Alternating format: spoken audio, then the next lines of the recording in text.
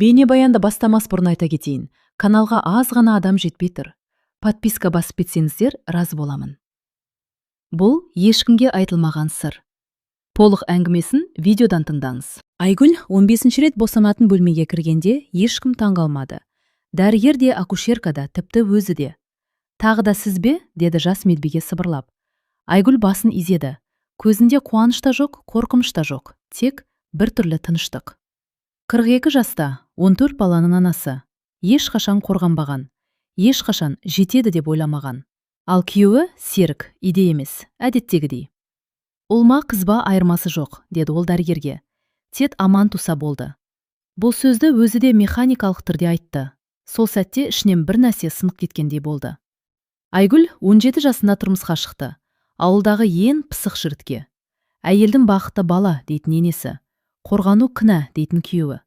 Құдай береді дейтін бәрі. Ал Айгүл үндемеді. Бірінші бала, екінші, үшінші, төртіншісінде Серік ішіп келіп. Тағы да қыз болса, өзім біл, деді. Қыз болды. Айгүл үндемеді. Бесіншіде күйеуі басқа әйелге кетіп, бір жылдан соң қайта оралды. Айгүл тағы үндемеді. Алтыншы балада оның тістері түсе бастады. Жетіншіде шашы ағарды. Сегізіншісінде дәрігер. Сіздің ағзаңыз шашады, деді. Айгүл сол кезде бірінші рет. Ал менше, деп сұрағысы келді. Бірақ сұрамады. Толғақ басталды, деді акушерка. Айгүл көзін жұмды. Осы сәтте бір ой ғана келді. Мен бұл баланы көтеріп жүріп, бір ретте мен не қалаймын деп сұрамаппын ғой. Айқай, қан, тер. Тағы бір рет, деді дәрігер. Айгүл бар күшін жинады. Сол сәтте есіне ең үлкен ұлы Нұрсұлтан түсті. 18-де, иден кеткен.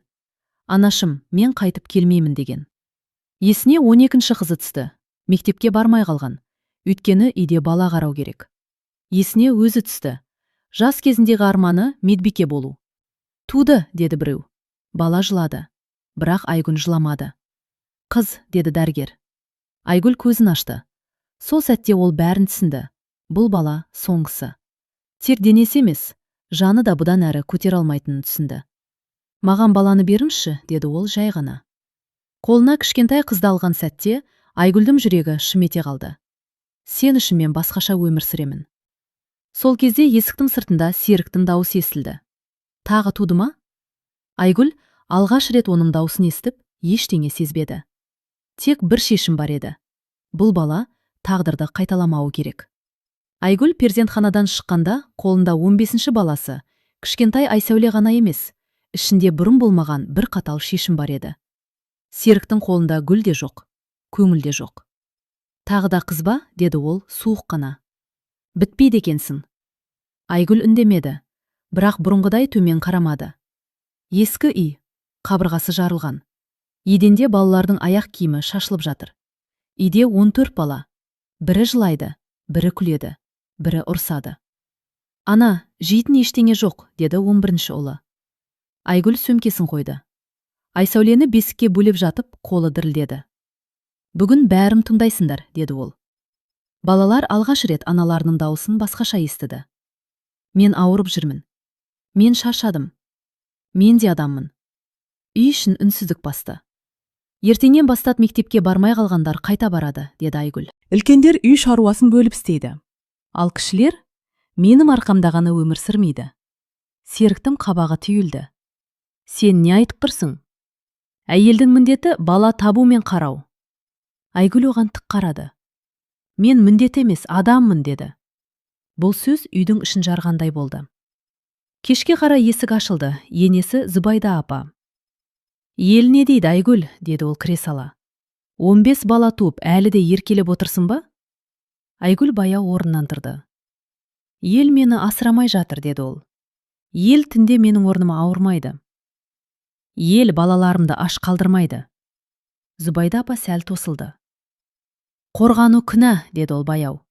Айгүл бірінші рет. Ал менің өмірімше, деп сұрады. Енесі жауап таба алмады. Түнде Айгүл ұйықтай алмады. Айсәуле тыныш қана дем алып жатыр. Сол сәтте үлкен қызы Мадина келді. Анашым, деді ол сыбырлап. Мен енді бала қарағым келмейді. Мен оқығым келеді. Айгүлдің көзіне жас келді. Мен сендерге қарыздармын, деді ол. Бірақ мен бәрін түзетемін. Мадина жылады. Бұл бақыттан туған жас еді. Ертеңінде Серік жұмысқа бармады. Ол дастархан басында отырды да: «Мен саған бір шарт қоямын», деді. «Тағы бір бала туса, жақсы. Тумаса, өзім біл». Айгүл баласын қолына алды. «Жоқ», деді ол жай ғана. Серіктің көзі бақырайды. «Не жоқ?» «Мен енді бала таппаймын. Мен қорғанамын. Мен дәрігерге барамын». Үй ішіне дауыл кіргендей болды. «Сен мені тыңдамайсың ба?» деп айқайлады Серік. Айгүл алғаш рет қорқпады. «Мен өзімді тыңдаймын», деді. Сол сәтте ол білді. Бұл сөздерден кейін артқа жол жоқ. Сол түні Серік үйден шығып кетті, қайтып оралмады. Айгүл балалармен қалды. Қорқыныш бар еді, бірақ үміт те бар еді. Айсәуле бесікте қозғалды. Айгүл оған қарап: «Сен менің соңғы үнімсің», деді. «Мен сен үшін күресемін». Ал терезенің сыртында ауыл іші гуілдеп тұрды. Ел сөз айтып жатыр, айыптап жатыр. Бірақ Айгүлдің ішінде алғаш рет тыныштық пайда болды. Серіктің үйге оралмағанына 3 күн болды. 3 күн Айгүл үшін 3 жылдай өтті. Балалар үнсіз. Ең кішілері ананың көзіне қарап жүр. Үлкендері бірдеңені сезіп тұр. Таңертең Айгүл бас айналып есіктен сүйеніп қалды. Кеудесі қысып, тынысы тарылды. «Ана!» деп айқайлады Мадина. Айгүл еденге отырып қалды. Аудандық аурухананың дәлізі суық еді. Дәрігер ұзақ қарап отырды да: «Сіз көп босанғансыз», деді. «Ағзаңыз қатты әлсіреген». Айгүл үндемеді. «Егер тағы көтерсеңіз», дәрігер тоқтады, «кірі қалмауымыз мүмкін». Сол сөз Айгүлдің ішін тілгілеп өтті. «Демек, мен дұрыс шешім қабылдадым», деді ол жай ғана. Дәрігер басын изеді. «Бірақ сізге қазір де күтім керек. Демалыс. Дәрі-дәрмек». Айгүл күліп жіберді, ащы күлкі. «Менде демалыс жоқ», деді. Үйге қайтып келе жатқанда көрші әйел тоқтатты. «Айгүл, сен білесің бе?» деді ол күмілжіп. «Серік қалада бір әйелмен тұрып жатыр». Айгүл тоқтап қалды. «Жас. Бір баласы бар. Сенің балаларында артық жүк дейді екен». Айгүл сол сәтте жыламады, керісінше ішіндегі ауыр тас түскендей болды. «Демек, бәрі түсінікті», деді ол. Кешке қарай есік қағылды. Есікте Нұрсұлтан, 3 жыл бұрын кеткен ұлы. «Ана», деді ол. Айгүл сөз айта алмады, тек құшақтады. «Әкең» деп бастады Нұрсұлтан. «Мен бәрін білемін». Айгүл көзін төмен салды. «Мен кетіп қалғаныма өкінем», деді ол. «Мен сені жалғыз қалдырдым». Айгүл оны бетінен сипады. «Сен тірі болсаң болды», деді. Түн ортасында Серік келді. Есінен бәрі белгілі. «Неге дәрігерге бардың?» деді ол айқайлап. «Кім рұқсат берді?» Нұрсұлтан алға шықты. «Анамның денесі сенің меншігің емес», деді ол. Серіктің көзі қан талап кетті. «Сен кім болып кеттің?» «Ұлыңмын. Бірақ сендей болғың келмейді». Айгүл алғаш рет баласының артында тұрғанын көрді. Сол түні Айгүл ұйықтай алмады. Дәрігердің сөзі, Серіктің опасыздығы, балалардың көз жасы. Таңға жақын ол орнынан тұрды, құжаттарды жинады. «Біз кетеміз», деді ол балаларға. «Қайда?» деді Мадина. «Қалаға. Жаңа өмір бастауға». Балалар бір-біріне қарады. Қорқыныш бар, бірақ үміт те бар. Айгүл Айсәулені көтеріп алды.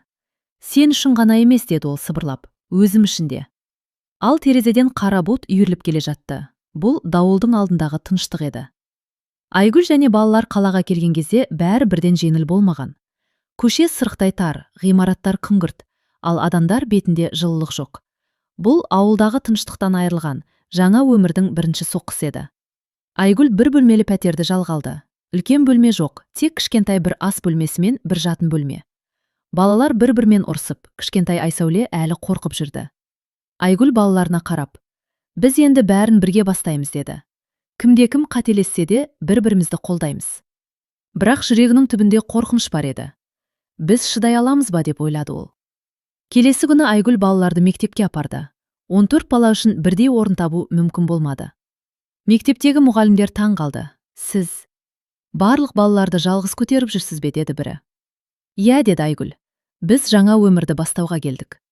Балалардың кейбірі үнсіз, кейбірі ашулы болды. Олар ауылдағы өмірді сағынды.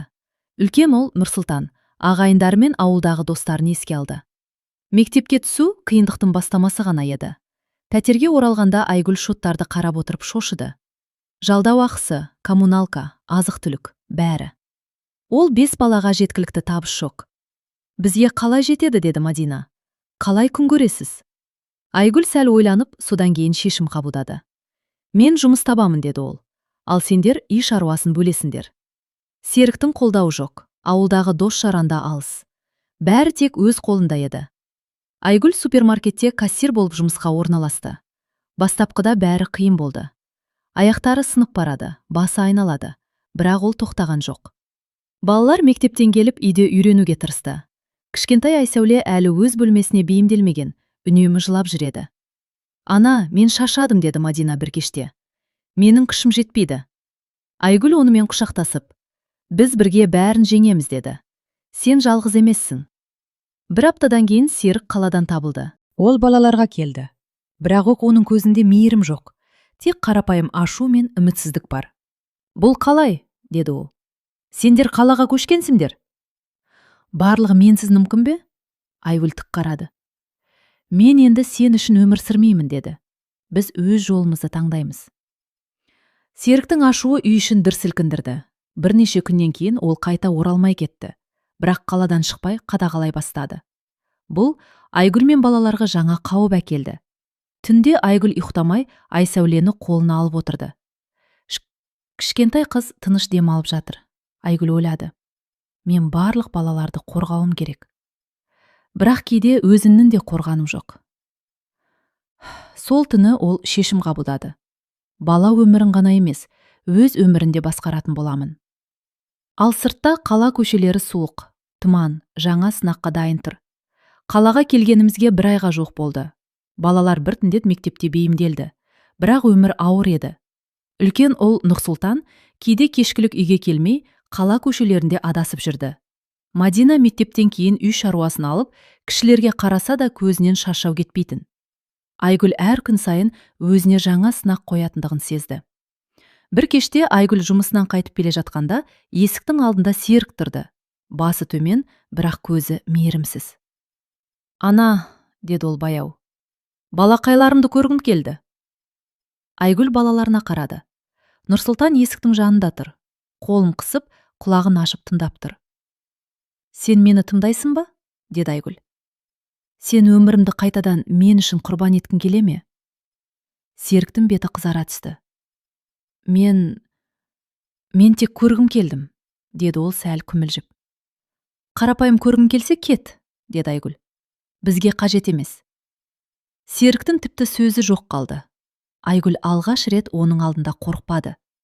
Тек ішіндегі қатал шешімді көрсетті. Бұдан әрі, менің өмірім тек менің қолымда.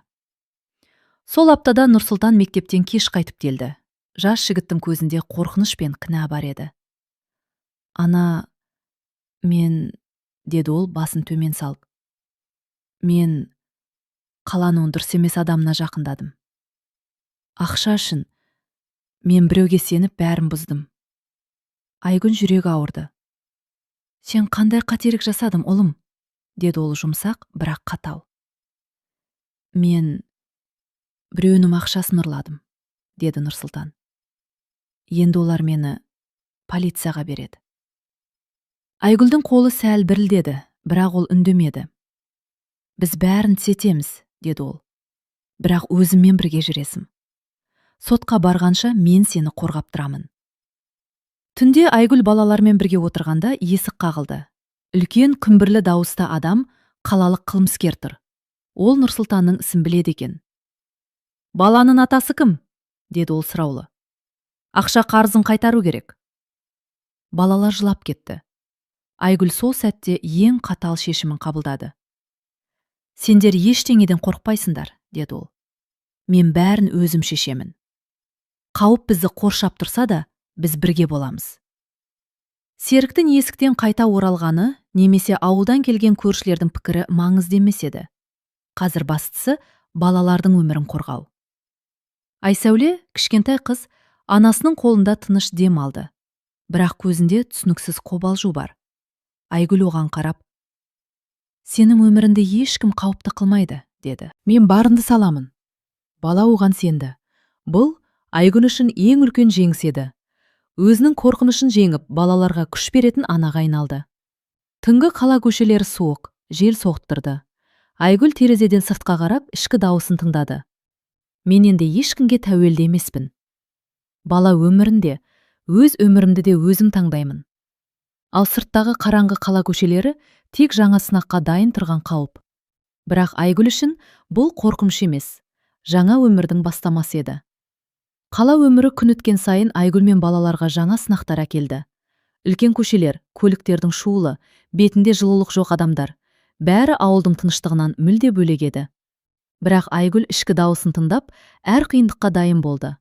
Балалар мектепке біраз бейімделді, бірақ қиындық әлі күнге дейін бар еді. Мадина сабақтан соң үйге асығып келіп, кішілерге қараса да шаршаған. Нұрсұлтан мектептен соң қала көшелерінде жүріп, кейде дұрыс емес жолдарға тап болатыны белгілі болды. Айгүл жұмысқа шыққанда, пәтерде балалар өздері бір-біріне қарады. Кішкентай Айсәуле әлі қорқып, әр дыбысқа қашатын. Бір күні Айгүл кассада тұрған кезде, жас жігіт жақындап күлімдеп, «Сіз жалғызсыз ба?» деді. «Сізге көмек керек пе?» Айгүл мұны мұқият тыңдап, жай ғана басын изеді. «Мен бәрін өзім істеймін», деді ол. Қорқынышқа жол жоқ. Бір аптадан кейін Серік қаладан қайта оралды. Ол балаларға қарап тек бір сөз айтты. «Мен бармын». Бірақ оның дауысы қатал, көзінде мейірім жоқ. «Балақайларымды бақылауға аламын», деді ол. «Қалада бәрін білуің керек». Айгүлдің ішкі дауысын қатты сілкіндірген кез осы болды. «Сен бізді бақылауға ала алмайсың», деді ол. «Бала өмірі мен өзімнің өмірім тек менің қолымда». Серіктің көзі ашулы болды, бірақ ол бұл жолы ешқандай әрекет жасай алмады. Айгүлдің ішінде жаңа күш пайда болғанын сезді. Нұрсұлтан тағы да қала көшелерінде адасып кетті. Ол бір қауіпті топқа жақындап қалғанын айтады. Бұл Айгүл үшін ең үлкен соққы болды. «Ана, мен қатеге жол бердім», деп сыбырлады ол кешкілік. «Олар мені қалдыруға дайын емес. Бізге көмектесесіз бе?» Айгүлдің жүрегі ауырды. Бірақ ол өз қорқынышын жасырып, ұлына қарап, «Біз бәрін бірге түзетеміз», деді. «Бірақ сен менімен боласың. Жоқ болсаң, біз бәріміз қателесеміз». Нұрсұлтан оның сөздеріне сеніп, басын изеді. Бір түнде есік қағылды. Бұл жолы қалалық қылмыскер ғана емес, бірнеше адам есіктен кірді.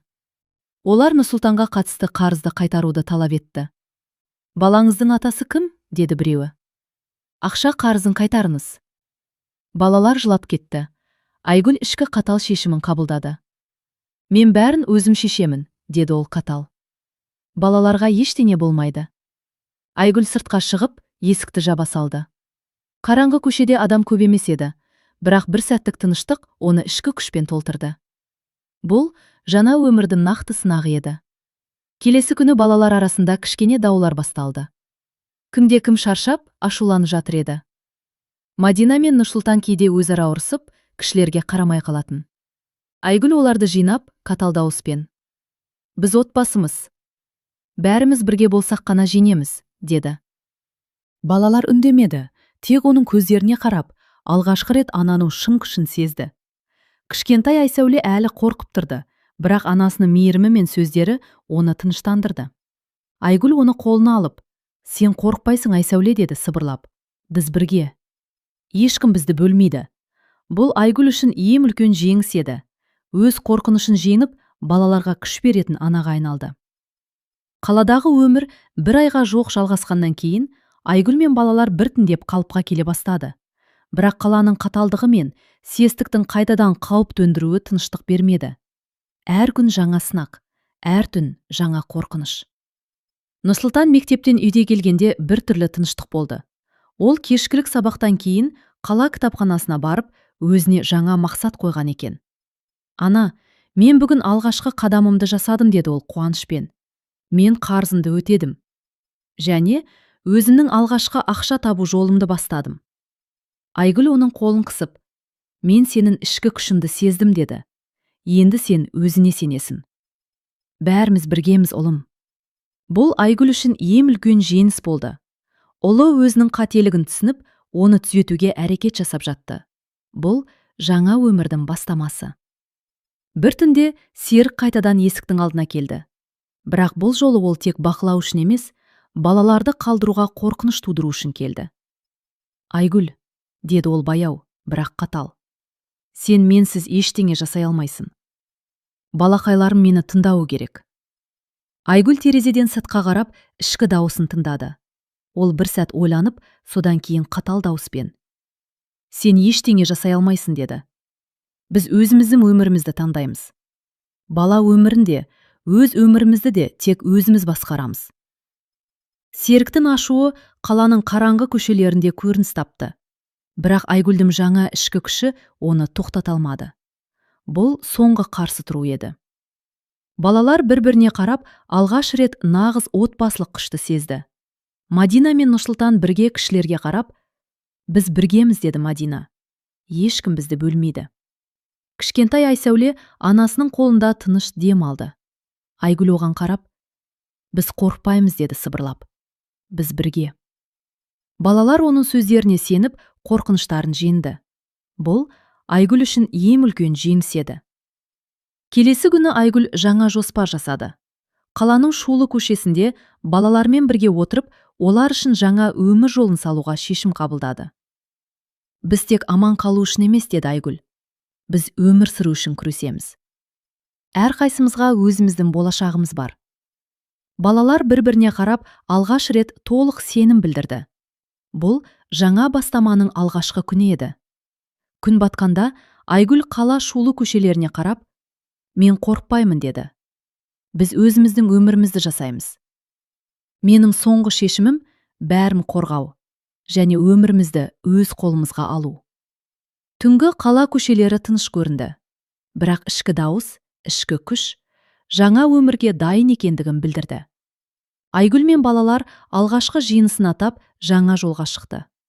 Бірақ бұл тек бастама ғана еді. Қаладағы алғашқы жеңістерден кейін Айгүл мен балалар біртіндеп тұрақтылыққа бейімделді. Бірақ ішкі тыныштық тек уақытша. Серіктің қайта әрекет етуі, қаланың қаталдығы, өздерінің жеке сын-қатерлері бәрі артта қалмаған еді. Бір түнде көше жарықсыз, тыныш болғанда есіктің алдынан Серік шықты. Бұл жолы оның дауысы бұрынғыдай емес еді. Айгүл, деді ол сыбырлап, бірақ қатал. Мен бәрін қайтадан алғым келеді. Сен мені тыңдамағаным үшін бәрін жоғалтасың. Айгүл терезеден сыртқа қарап, ішкі дауысын тыңдады. Қанша қорқыныш болса да, бұл жолы ол ешқашан шағылыспайды деп шешкен еді. Серіктің алдында тұрған кезде ол бұрынғыдан да қатал болды. Сен бізді ешқашан бөлмейсің, деді ол, мейірім мен қаталдық аралас дауысымен. Бұл бала өмірі мен біздің болашағымыз. Сен тек өткеннің көлеңкесісің, ал біз жаңа өмірге жол іздейміз. Серіктің беті қызара түсті. Бірақ бұл жолы ол ешқандай әрекет жасай алмады. Айгүлдің ішкі күші, қорқынышын жеңген батылдығы оны тоқтатты. Балалар бір-біріне қарап, алғаш рет нағыз бірлікті сезді. Мадина мен Нұрсұлтан бірге кішілерге қарап: Біз біргеміз, деді Мадина. Ешкім бізді бөлмейді. Кішкентай Айсәуле анасының қолында тыныш дем алды. Айгүл оған қарап: Біз қорықпаймыз, Айсәуле, деді сыбырлап. Біз бірге. Бұл Айгүл үшін ең үлкен жеңіс еді. Өз қорқынышын жеңіп, балаларға күш беретін анаға айналды. Күн батқанда Айгүл қала көшелеріне қарап: Мен қорықпаймын, деді. Біз өзіміздің өмірімізді жасаймыз. Менің соңғы шешімім бәрін қорғау және жаңа өмірге шығу. Айгүл ішкі дауысын тыңдап, бар күшін жинады. Серіктің соңғы әрекетіне қарсы тұрып, қалада жаңа өмір бастаған сәт оның толық трансформациясы еді. Таңғы шуақ кіргенде Айгүл балаларына қарап: Бүгіннен бастап біз тек аман қалу үшін емес, өзіміз үшін өмір сүреміз, деді. Біз өзіміздің тағдырымызды таңдаймыз. Балалар бір-біріне қарап, толық сенім білді. Бұл олардың жаңа өмірінің алғашқы күні еді. Қала көшелері әлі де суық, бірақ Айгүл үшін бұл енді қорқыныш емес. Бұл сынақ, өсу, жеңіс. 15 бала туып, қанша қиындық көрсе де, Айгүл ішкі күшін тауып, өз өмірін өз қолына алды. Балалар анасының күшінен үлгі алып, жаңа өмірге дайын болды. Айгүл қолындағы кішкентай Айсәулеге қарап: Сен соңғы үнім, деді. Ал мен үшін бұл жаңа бастама. Біз бәрін жеңеміз, бәріміз бірге боламыз.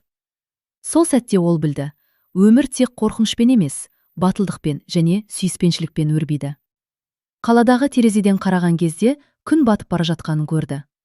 Ал ішкі тыныштық бұл жаңа өмірдің алғашқы тынысы еді.